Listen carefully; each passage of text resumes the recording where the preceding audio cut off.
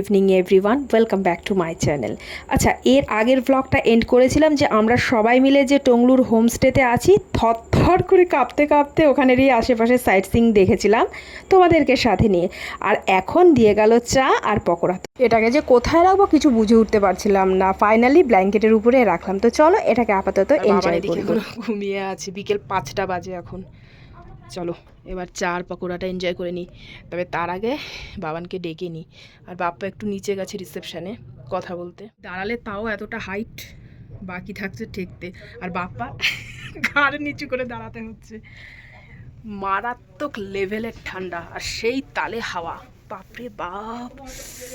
যাই হোক, সব কিছুই ঠিক আছে, সব কিছুই মানা যায়, কিন্তু এদের না টয়লেটটা কমন টয়লেট যেহেতু, এটা না একদম প্রবলেম হবে। তো তার জন্য তোমরা যদি এখানে আসতে চাও একটু দেখে বুঝে শুনে আসবে, যেহেতু এখানে কমন টয়লেট। আর পাকোড়া খাওয়া হয়ে গেছে, এখন আমরা খাবো কি বিঙ্গো আচারিয়া মশালা। এটা দিল কি এটা? হ্যাঁ, মুড়ি মাখা টাইপের সবাইকে দিয়েছে। এটা ইভিনিং স্ন্যাক্স, আমাদের ইভিনিং যদিও হয়নি, মুড়ি মাখা। হ্যাঁ, চিপসও অনেক আছে, এই দেখো। ও মানে ওই ঝালমুড়ি টাইপের, আলুটা স্কিপ করা, বাট আদার সব কিছু নেই। বাবা খেয়েছিল? হ্যাঁ, বাবা নিয়ে নিয়েছে। ও সবার জন্য একটা করে। তোর আর আমার আলাদা দেয়নি নাকি একসাথে দিয়েছে? আচ্ছা বস, তাহলে খেয়ে তারপরে নিচে যা। হ্যাঁ, মারাত্মক হাওয়া বাবান বাইরে, ওর শীতে ধরেছে, মারাত্মক রকমের হাওয়া দিয়েছে। এখন বাজে প্রায় 6:25, ওই 6:30 ধরো। তো সবাই বলে যে এখান থেকে টুংলু থেকে ভালো সূর্যাস্ত দেখা যায়, ব্লার হয়ে যাচ্ছে। এই দেখো, সূর্যাস্ত পুরোপুরি যায়নি, এইরকম লাগছে। ঠিক আমাদের কাচের ভেতর থেকে এটা যেহেতু ভিডিওটা ক্যাপচার করছি, এরকমই লাগছে। এই যে এই দেখো, এবার এরকম লাগছে। ঠিক যতটা পেরেছি ভিডিওটা ক্যাপচার ততটাই করেছি। এরকম দাঁড়া, একটু উঁচু করে দেখাই তোমাদের। এই যে সূর্যাস্ত টুংলু থেকে বিকেল 6:30টার সময়। বাবানের সেই মশালা তরকা পুরো চিপসের মতোই, মানে একদম চিপস। এটা মনে হয় পাহাড়েই পাওয়া যায়, আমাদের দিকে সব পাওয়া যায় না। পাওয়া যায় আমাদের দিকে? মা কোনোদিন দেখিনি তো আমি, খুব রেয়ার। তাই ওটার অবস্থা দেখো, অনলাইনে পাওয়া যায়। একদম জাদু সেজে গেম খেলছে। একটু খাই এবার এটা কেমন, ভালো খেতে? এটা ভালো খেতে, খুব ভালো। আচ্ছা, খুব ভালোটা তারপরে চিন্তা করে বললো আচ্ছা। দেখো এখন কটা বাজে, 8:34। দাঁড়া আরেকবার দেখাই তোমাদের। এই যে 8:34 বাজে এখন। আর ওরা 8:28 এসে ডেকে গেছে। আর আমরা বলেছি যে এটা দেখানোর জন্য, টাইমটা দেখানোর জন্য নিয়েছি। আমরা বলেছি 10-15 মিনিট পরে যাচ্ছি, মানে ব্ল্যাঙ্কেটের ভেতর থেকে বেরোতে ইচ্ছে করছে না। আর তার মধ্যে 8:30-9টায় খাওয়ার তো আদাত নেই না, তো ভাবছি বাকি টাইমটা কি করবো। আর এখন ব্ল্যাঙ্কেটের ভেতর থেকে বেরিয়ে কাঁপতে কাঁপতে যেতে হবে ডিনার করতে। চলো আগে ফুল টু প্যাকেজ হয়ে নিই, তারপর যাবো ডিনার করতে। রাত্রিবেলার ভিউ কিচ্ছু দেখাই যাচ্ছে না, বোঝাও যাচ্ছে না সেরকম। আর গেটটা দুলেই যাচ্ছে। বাবা ব্লার হয়ে যাচ্ছে হাওয়াতে, ইয়েতে। দেখো কি অবস্থা চারিদিকে, সুনসান আর ঠান্ডা, আর সেই তালে হাওয়া।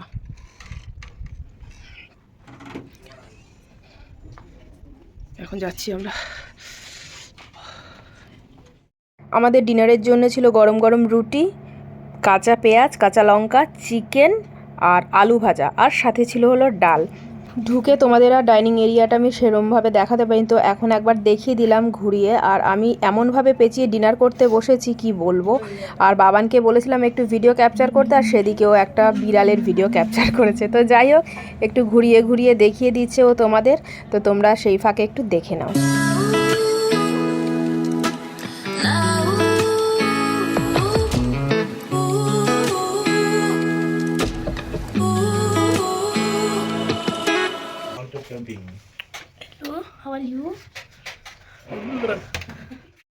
ডিনার টাইমে আমার অবস্থা দেখেছিলে তোমরা, কীরকমভাবে প্যাকিং হয়ে ডিনার করছিলাম। আসলে ভেতরে অতটা কিছু ফিল করতে পারছি না, এই ঘরেও এতটা কিছু, মানে কি খুব ঠান্ডা লাগছে না। যেই বাইরে বেরিয়েছে, রাতের সিনটা যে তুললাম না, ভিডিওটা ক্যাপচার করলাম, ওখানে কিছুতেই দাঁড়ানো যাচ্ছে না। যেমন ঠান্ডা তেমনি মানে প্রবল বেগে হাওয়া বইছে। তো যাই হোক, এখন ঘড়ির কাঁটা 9:20। বাবার নিচে একটু গল্প গুজব করছে আর আদার্স যারা এসে তাদের সাথে, আর আমি রুমে ঢুকে পড়েছি। আমি আর পারছি না ভাই, আমি এমনি শীতকাতুরে এমনিও শীতকাতুরে। তো যাই হোক, এখন কি করব জানি না। এই যে বেড ফেড যা অগোছালো হয়ে রয়েছে, জামা কাপড়ও এদিক ওদিক সব ছড়ানো হয়ে রয়েছে, দেখো ওই বেডেও সব অগোছালো হয়ে রয়েছে। এগুলো সব এখন গুছিয়ে টুচিয়ে সব ব্রিফকেসে ভরে রাখবো, কারণ কাল সকাল 10টার মধ্যে বেরিয়ে যেতে হবে সান্দাকফুর জন্যে। তো উঠেই একটু লেট করে যদি উঠি তাহলে তার টাইম পাবো না, তাড়াতাড়ি উঠলে আলাদা ব্যাপার, তো একটু লেট করে উঠলে তো হয়ে গেল গল্প। তাই আজকেই সব গুছিয়ে রাখবো। আর তোমার এরা বলছে যে ওয়েদার যদি ক্লিন থাকে তাহলে আপনারা সানরাইজ প্লাস কাঞ্চনজঙ্ঘা সব দেখতে পাবেন, বাট হয়তো পাবেন না, তাই তার জন্য আশাও করছি না। তাই সব কিছু গুছিয়ে টুচিয়ে রাখছি। সানরাইজ না দেখতে পারলে বা কাঞ্চনজঙ্ঘা না দেখতে পারলে ঘুমিয়েই থাকবো, উঠে তখন আর ওই ঠান্ডার মধ্যে গুছাতে ইচ্ছে করবে না। আর ওদিকে বাবা পিসি সবাই চিন্তা করে যাচ্ছে, আজকে গোটা দিনে কন্ট্যাক্ট হয়নি কারোর সাথে, নেটওয়ার্ক নেই, ওয়াইফাই নেই, কিছুই নেই, কোনোভাবে কিচ্ছু কারোর সাথে যোগাযোগ করতে পারছি না। তো এখন কি করব, কালকে সান্দাকফুর উদ্দেশ্যে যাব যখন রাস্তায় নেটওয়ার্ক আসবে তখন কন্ট্যাক্ট করতে হবে, কিছু করার নেই, কারণ এরকম এলাকায় যে নেই কারেন্ট। তো যাই হোক, তোমরা যদি এই রাজুর হোমস্টেতে আসতে চাও একটু বুঝে শুনে এসো, কারণ কি বলো তো, কারেন্টের ফেসিলিটি সেরকম নেই, ব্যবস্থা এখানে অন্ধকার, নামতে গিয়ে অনেক প্রবলেমস আছে। তো তার জন্যই বলে দিলাম। আর হচ্ছে অ্যাটাচড টয়লেট নেই, এটা মানে মোস্ট ইম্পর্টেন্ট জিনিস যেটা, সেটাই নেই, মানে অ্যাটাচড নেই। এবার মাঝরাত্রে যদি টয়লেট পাই, এবার দেখো সব থেকে বড়ো কথা কি, আমাদের তো এত তাড়াতাড়ি ডিনার করার আদত নেই, তো আমরা তাড়াতাড়ি ডিনার করে ফেললাম, এরপরে আমরা গল্প গুজব করবো, সব ইয়ে করবো, রাত 12টার আগে নিশ্চয়ই ঘুমাবো না, আর যত রাত অবধি জেগে থাকবো তত টয়লেট পাবে। তো উঠে গিয়ে আমাদের টয়লেট করতে হবে নিচে, কমন টয়লেট যেহেতু। সো এটা ভীষণ একটা বাজে জিনিস আর প্রবলেম। তো তার জন্যই যদি তোমরা আসতে চাও আগে থেকে তোমাদের ইনফর্ম করে দিলাম যে এরকম কিন্তু প্রবলেম তোমাদের ফেস করতে হবে, তো বুঝে শুনেই এসো এখানে, মানে টুংলুতে যে রাজুর হোমস্টে আছে।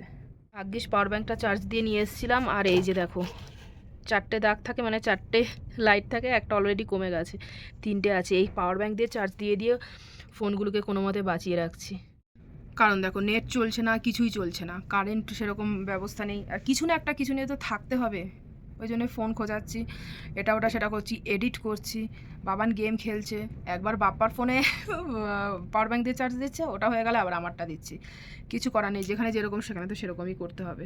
তা গোছানো সব হয়ে গেছে, ব্যাগে ঢোকানো হয়ে গেছে, আর কালকে যা যা নেওয়া হবে সেগুলো হচ্ছে টেবিলের উপর সাজিয়ে রেখেছি।